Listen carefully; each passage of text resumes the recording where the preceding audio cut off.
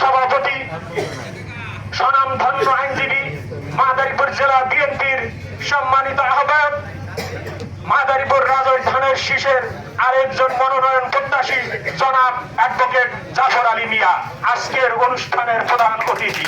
মাদারীপুর 2 আসনে কোন নেতা আছে?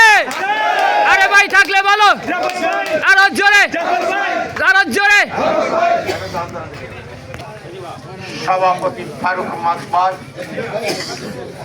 সহ ধুরাইল ইউনিয়নের বিএনপি এবং তার অঙ্গ সহযোগী সংগঠনের নেতৃবৃন্দ সবাইকে জানাই আমার ব্যক্তিগত পক্ষ থেকে এবং জেলা বিএনপির পক্ষ থেকে সংগ্রামী শুভেচ্ছা এবং অভিনন্দন।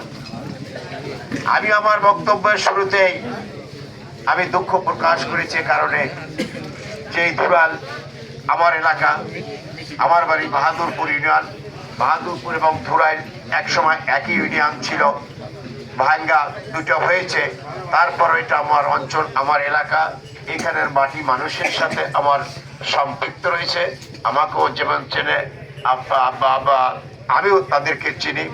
তো দুঃখ প্রকাশের কারণে আজকের এই সভাটা, আজকে জেলা বিএনপির সংগ্রামী সদস্য সচিব এখানে আসবেন, আমারটা নয় আমি বাদে দিয়ে দিলাম, আমি ঘরের সন্তান।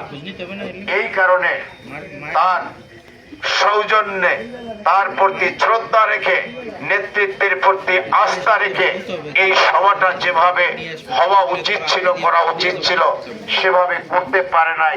আমি মনে করি এটা আমার ব্যর্থতা এবং আমার ব্যর্থতাই বলবো। এজন্য আমি আবারও নেতৃবৃন্দের কাছে স্বদেশ আন্দোলনের চান সুবর্ণ মাদারীপুর থেকে যে সকল নেতৃবৃন্দ আছে সকলের কাছে দুঃখ প্রকাশ করছি।